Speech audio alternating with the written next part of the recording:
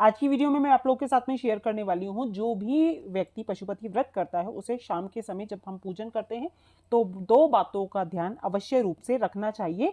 अक्सर ही जिन चीज़ों को लेकर हम गलती करते हैं और फिर हमें लगता है हमारे व्रत का पूर्ण फल हमें क्यों नहीं मिल रहा है। क्योंकि देखिए, जब मैंने भी पहली बार व्रत किए थे तब मुझसे भी ये गलती हुई थी, इसीलिए मैंने सोचा क्यों ना आप लोगों के साथ में इस बात को शेयर ज़रूर करूं। जब भी आप पशुपति व्रत करते हैं शाम के समय जो आपको दीपक लेके जाने होते हैं, क्योंकि सबसे ज्यादा कमेंट्स मेरे पास यही आते हैं, दीदी दिए सुबह ले जाने हैं शाम को ले जाने हैं।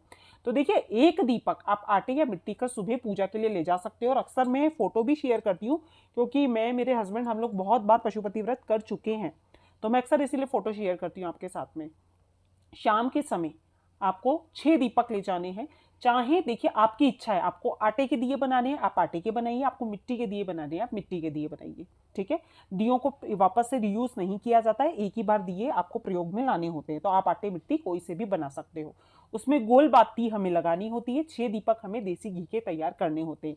यदि देसी घी नहीं मिल पा रहा है शुद्ध गाय का, तो फिर आप तिल का तेल भी प्रयोग कर सकते हो। वैसे तो पतंजलि का देसी घी हम लोग भी खुद भी यूज़ करते हैं, शुद्ध माना जाता है और अच्छा आता है वो, तो इसीलिए हम लोग वो यूज़ करते हैं।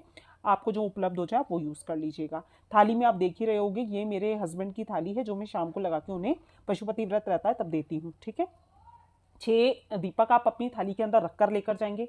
अब एक चीज़ का ध्यान रखिएगा, अगर मंदिर में अभिषेक करने की अनुमति शाम के समय, आप अभिषेक पूजन वगैरह कर लीजिए जो आपको करना है जैसे ही। ठीक है, जब दिए लगाने की बारी आती है, क्योंकि मैंने वीडियो पूरे डाले हुए हैं किस तरह से पूजा करना है क्या करना है, आपको सारी जानकारी दी हुई है, प्लेलिस्ट बनी हुई है, एक एक जानकारी आपको उसके अंदर मिल जाएगी, पर मैंने सोचा ये बात मैं आप लोग के साथ में जरूर शेयर करूं।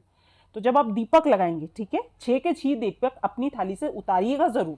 कई बार हमें क्या लगता है 5 दीपक ही जलाने हैं तो एक दिया हम अपनी थाली में रखे रहने देते हैं। 6 के 6 दिए आप धरती पर रखेंगे। ठीक है, और डायरेक्ट कभी भी दिए को जमीन पर नहीं रखा जाता, इस बात का प्लीज ध्यान रखा करें। कुछ भी फूल की पंखुड़ियां बिछा दे, थोड़े से अक्षत डाल दे, कुछ भी रख दें, चाहे भले हल्का सा नीचे कंकु ही बिछा दे, पर डायरेक्ट जमीन के अंदर कभी मत रखना।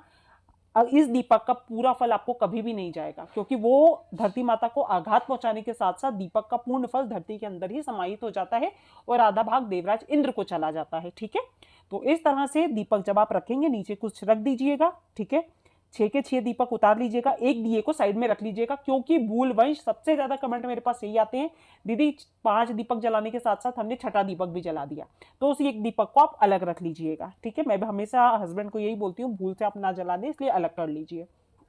अब देखिए, दिए तो आपने धरती पर उतार लिए, रख दिए। अब आपने दिए जलाने से पहले आपको क्या करना है, प्रसाद के 3 हिस्से कर लेने हैं। ठीक है, पहले प्रसाद के 3 हिस्से होंगे, उसके बाद दीपक को प्रज्वलित किया जाएगा। अब प्रसाद के जब 3 हिस्से आप करेंगे, बराबर बराबर वो होने चाहिए। और सबसे ज्यादा कमेंट यही आता है कि दीदी हलवा किस चीज का बनाएं, घर से लेकर जाएं, बाहर से लें, आटे का बनाएं, रवे का बनाएं, खीर बनाएं, क्या करें। तो उसको लेकर भी एक वीडियो मैंने डाला हुआ है, प्रसाद किस चीज को लेकर बनाया जाएगा, परंतु यहाँ पे मैं शॉर्ट में आपको बता रही हूं। अगर आपने संकल्प लिया है व्रत फलाहारी रखने का, तो फलाहारी वस्तु का ही हलवा बनेगा।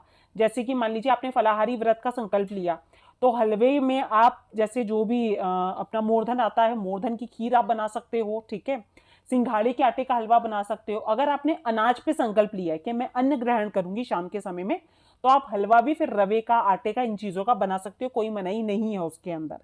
ठीक है, यहाँ शॉर्ट में मैं बता रही हूँ, आपको एक वीडियो पूरा मिल जाएगा, उसमें पूरा डिस्कशन मैंने दिया हुआ है, प्रसाद किस तरह से बनाना है, क्या करना है। और एक चीज का ध्यान रखिएगा, अगर 2 लोग व्रत कर रहे हैं, ठीक है, तो प्रसाद अलग अलग ही बनेगा। ऐसा नहीं कि हस्बैंड का भी साथ में बना लिया और अपना भी साथ में बना लिया, या हमने ज्यादा बना दिया थोड़ा सा बच्चों के लिए छोड़ दिया। उतना ही प्रसाद बनाइएगा जितना एक व्यक्ति लेकर जाएगा मंदिर। ठीक है, 2 लोग कर रहे हैं तो अलग अलग आपको प्रसाद बनाना है। अब जब आप प्रसाद के 3 हिस्से करोगे तो बेलपत्ती रखना मत भूलिएगा। जिस तरह से श्रीहरि विष्णु को हम तुलसी दल डाल के भोग लगाते हैं तभी भोग स्वीकार किया जाता है, उसी तरह शिव जी को बेलपत्ती रखकर ही भोग लगाया जाता है।